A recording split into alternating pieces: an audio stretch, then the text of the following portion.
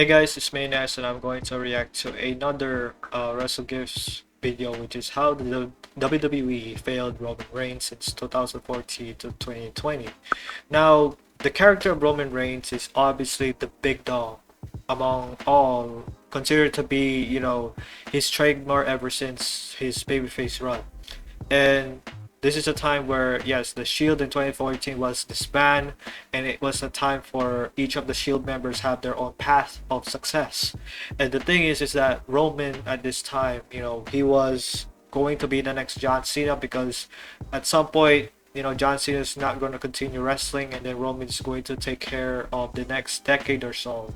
And the thing is about Roman, his character as the big dog was absolutely garbage. I know it's considered to be like, oh, the next John Cena. Yes, people boo the hell out of this guy because of his corny promos at times. The such a tash or whatever that is, and he wasn't good in the mic at the time, but he kind of developed it throughout the years, and at the same time, like, he doesn't have the it factor to me at the time. They forced this guy to become the next guy up without any consideration that there are a lot of talent individuals that deserve to be the face of WWE at the time.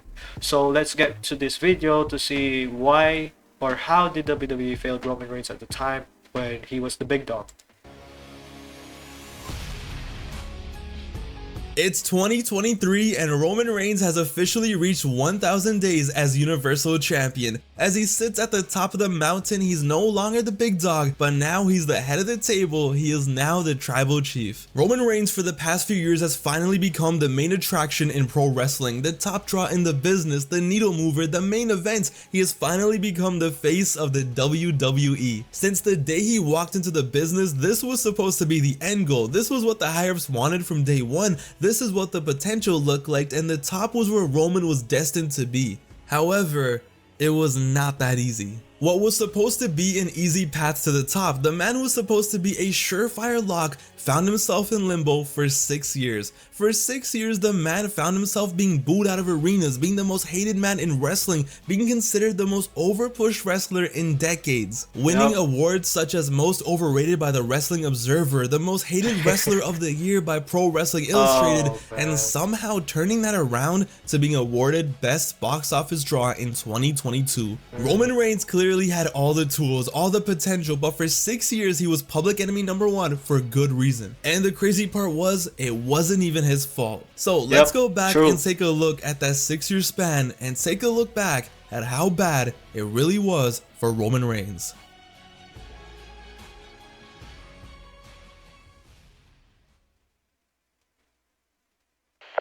Sierra Hotel, India, Echo, Lima, Delta, Shield. And the story began right after the Shield broke up. It was obvious that the company had 3 main eventers on their hands, 3 single stars who will carry the company into the future, but there was never any doubt that Roman was clearly going to be #1, that Roman was going to be the John Cena for the next generation. The problem was, though, they wanted him to be exactly like John Cena. Like, yeah, overnight after the Shield was over, Roman Reigns became a totally different person. Apparently, he had a split personality or something, because out of nowhere, he went from being normal to doing the most extra and annoying facial expressions every time he was in the ring. He went from never talking to having the most cringe dialogue you could imagine every single week. Roman Reigns went from being the silent killer to a PG era kissing babies and hugging fat girls John Cena wannabe real quick. And as a result, by the end of the year, the resentment towards Roman Reigns was in full effect. Just like that, the company was pushing Roman Reigns to the moon, all while completely changing what the fans loved about Roman in the first place. He was going to the top before he or the fans were even ready for it, and they were making the same mistake they made 20 years prior. Basically, the company dieseled Roman Reigns. Diesel in 1994 was awesome. The fans loved him as the quiet badass bodyguard to Shawn Michaels. Then out of nowhere, Vince makes him the champion, and overnight, Diesel went from being the quiet badass that everyone loved to wearing suits, going on talk shows, cutting promos every single week, having a personality, trying to be funny, and just being the clean-cut face of the company, the nice guy. But the issue was, nobody wanted that, and just when it looked like Diesel was the next big star of the company, he just ended up being average. And business just kept going down and down when Diesel was on top, and he never recovered until he went to WCW, became a heel, and became Kevin Nash. And here in 2014, it seemed like history was repeating itself and everyone was noticing it. Roman Reigns was getting the corporate makeover. So they wanted him to smile more, they wanted him to make some more jokes and make the crowd laugh, and Roman Reigns, just 6 months after leaving the Shield, was about to win the Royal Rumble. Mind you, he had been injured and out of action from September to December, so after just 2 months of being on his own, getting injured and missing months of TV, he was brought back, and just like that, he was going to win the Royal Rumble. What for other stars like Cena, Austin, Rock took years to build, from mid-card titles to legendary feuds before they ever even sniffed the main event, for those stars, they built them up so much that the fans were begging for them to be the top star. But with Roman Reigns, it was so fast, and the evolution.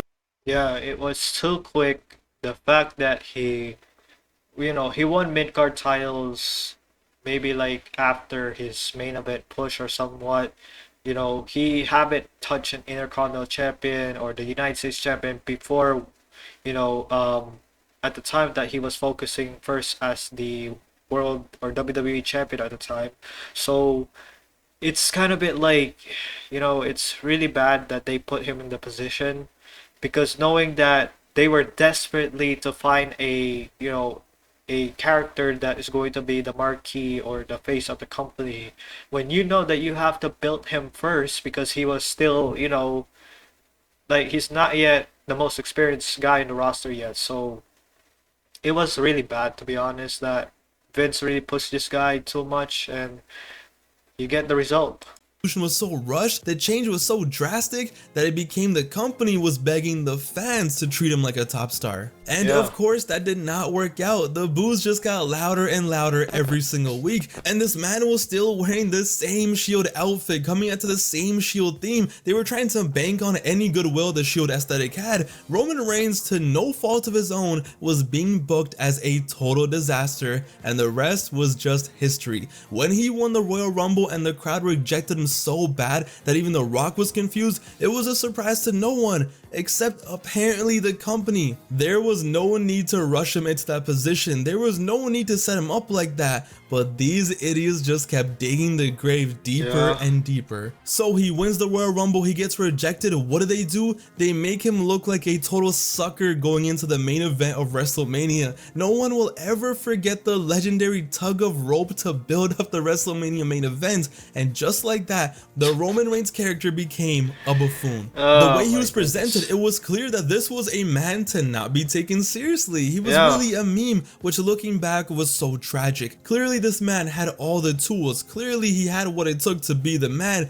but the company absolutely destroyed him, and they definitely set him up for failure. So when he didn't walk out of WrestleMania champion, you bet your ass the fans were happy, and then no matter what the company did, there was nothing that was gonna save him. As awesome as the match was at WrestleMania, realistically he should have been the one beating Rusev and ending the US title reign. He should have been tearing it up in the mid-card, so much so that the fans would get behind him and would eventually want him as a world champion, but instead they were just making it worse.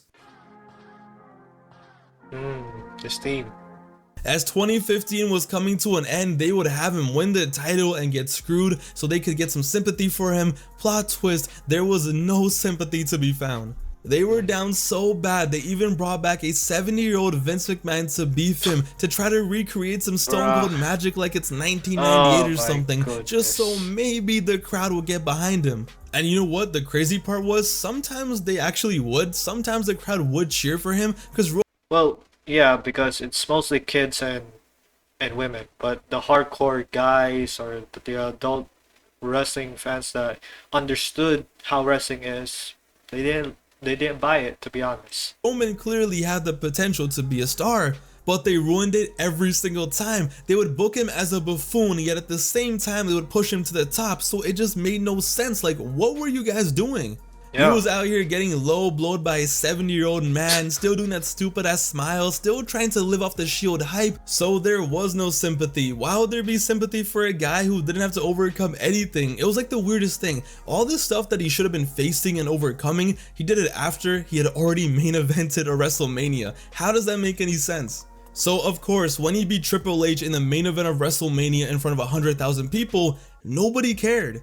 Because Yeah. once that stain was on him, sadly there was nothing he could do. Once the fans saw him as a corny, overpushed buffoon, there was no coming back, and the company, instead of changing things up, they just kept digging the grave. So it didn't matter that he had great matches with AJ Styles, because the time for him to have great matches and get the fans behind him, that time was already over. And it didn't help that Seth Rollins the whole time was the Bret Hart to Roman's Diesel. In 2016, Seth Rollins became the guy for so many fans. All the fans that hated Roman's push, they just got behind Seth. As time went on, they did everything they could with Roman. They even delegated him to the mid-card so he could be US champion and grind it out before going to the main event, and they were just praying and hoping that maybe, just maybe, the fans will like him because he's not in the main event anymore.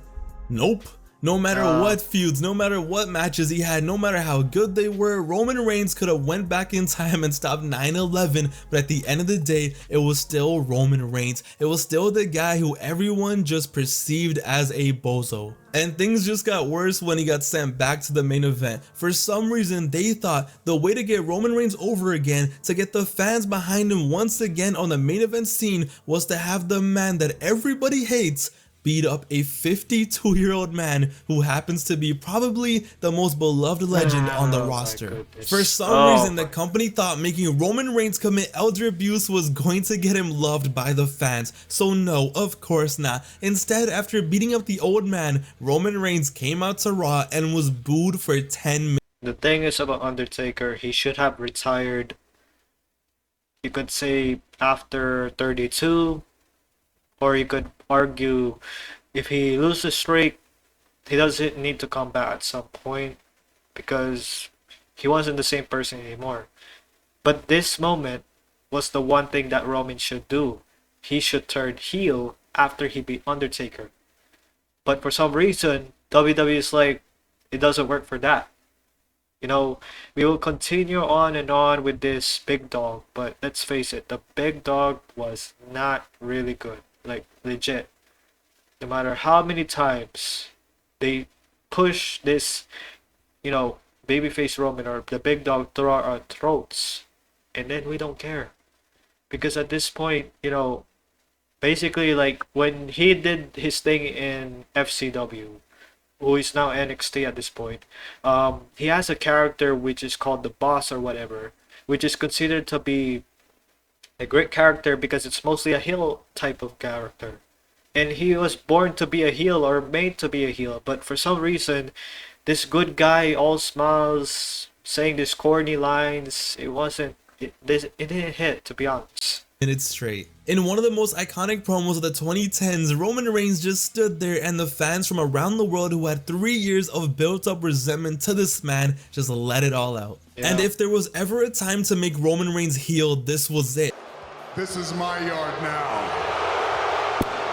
But instead, they just kept digging the grave. So after beating up an old man didn't work, what did they do? They got desperate. They brought back John Cena for a B pay-per-view for No Mercy of all shows to put over Roman Reigns, to pass the torch quietly and No Mercy. Not gonna lie, Cena cooked Roman the promo at that time, and till this day, yeah, like, it makes sense that Roman should beat Cena at this point because, let's face it, if they're gonna push this guy, yeah, why not take out the former face of the company? For some reason. And just maybe, the fans will somehow love Roman Reigns. The issue was, though, a week before the match, John Cena absolutely murdered Roman Reigns on the microphone. Cena left him wasted, calling out everything the fans hate about Roman and his 3-year push, how he will never fit Cena's shoes, how he's just a corporate-made John Cena wannabe, how he can't cut a promo to save his life, and they just had Roman stand there and just take it. Looking like the biggest bozo I had ever seen in my life, and yeah, eventually he would stand up and talk and say, Cena, you're a bitch. But the damage was done. So Roman beats Cena, Cena passes. To be honest, it wasn't even that close. When Roman say, "Oh, you're a B word," it wasn't even that. It doesn't hit to everything what Cena has to say. While in the PG mode, by the way. The torch, nah, it doesn't mean anything. Roman Reigns even reunites with the Shield with the sole purpose of, hey, this might get him cheered. No, and just like I said before, Roman Reigns was stuck in limbo. He would win titles, he would lose titles, have horrible WrestleMania main events, go back to the mid card, go back to the main event, but Roman was never able to become what he was destined for, no matter how hard the push was. Even though all the tools were right there, even though he had it in him, the company failed him. Hell, the most sympathy and love from the fans he got was when he announced that he had leukemia again and when he came back from it, because he finally came off as a real person, as a relatable human, as Joe, as someone real, someone the fans could connect to, not a robot designed in Stamford, Connecticut in WWE headquarters to become the next John Cena. Roman Reigns' initial run ended with more of the same, a stupid feud with Shane McMahon of all people, a feud with Baron Corbin over dog food, and was even supposed to wrestle Goldberg for the title at WrestleMania. It was literally a career limbo. And it was getting sad, okay? It was a man who had all the talent in the world, who should have been the guy who wasn't some corny buffoon that he was being forced to portray. And as time went on, we found out that he didn't want to say those stupid ass lines and jokes in the promos. He didn't want to make those stupid facial expressions in every promo. Nah, instead it was the WWE, the booking, the creative, the vision that the higher ups had put Roman in this position, and they handled it horribly since day one. And because of everything they did in the first year or two, the man himself and the fans had to suffer until 2020. But luckily for everyone involved, when Roman came back from his hiatus during the peak of the pandemic, he came back with a vengeance. He came back, and he came back on his terms. He wanted to do things his way, to become a heel, to work with Paul Heyman. No more creative telling him how to act, what facial expressions to do, this and that. It was about him, it was Paul Heyman, and all the corniness, all the years of him being presented as a clown, those days were over. And he went from being the top dog to the tribal chief, and the rest was history. So, how bad was the Roman Reigns run from 2014 until 2020? It was bad. What was supposed to be the prime of his career was 6 years that Roman, that the company and the fans like to pretend never happened. The fans got 6 years of being force-fed a corny version of Roman Reigns. Roman Reigns got rejected and booed out of arenas for 6 years. And there was no reason for any of that to happen, but the company just kept digging the grave. Roman Reigns has been so elite for the past few years that we almost kind of forgot how bad the first 6 years was. And even though it wasn't his fault, it's definitely something important to remember. The WWE missed out on so much magic for those 6 years, and they almost butchered the career of an all-time great. But luckily for them and everyone involved, it all worked out. And those 6 years are why the past 3 years have been so good for Roman Reigns. It's why the new attitude and the gimmick have hit so hard, because of how bad those years were. But that doesn't change the fact, and it shouldn't be forgotten, just how dirty the WWE did Roman Reigns from 2014 until 2020. It is honestly a miracle that it all worked out how it did. Okay, and that's for the video, guys. I guess this video came out maybe 2 years ago or so, but still, this is a good video that it goes to show that, you know, Roman Reigns is babyface turn, especially the big dog. Was it kind of, you know, was it hit enough, or was it make us feel like we support this guy? It was considered to be forced at this point, and regardless, it was a missed opportunity for him to be tribal chief at 2016, because I can guarantee you that would be the best version of himself at the time. Like, think about it, like even the Usos were heels during the, you know, before the pandemic. You know, you could have them as heels at the time, but again, like for Roman, this might be the only time that Vince would knew that, okay, finally Roman steps up and demands for a change, and it benefited way better than it should be a long time ago. So it's a great ride to see his development, and even now he's doing things like, oh, he's helping Jay and acting like you could say like a tweener, not much of a babyface or whatever, but still it's good that we have him in the best years of 2020's tribal chief until he wasn't, the tribal chief of taking the title when he lost to Cody. But still, it was a memorable ride, and it's good that he got the best redemption arc in history of the WWE. So all I can say is that thank you for watching, and we will see each other in the next video. Peace.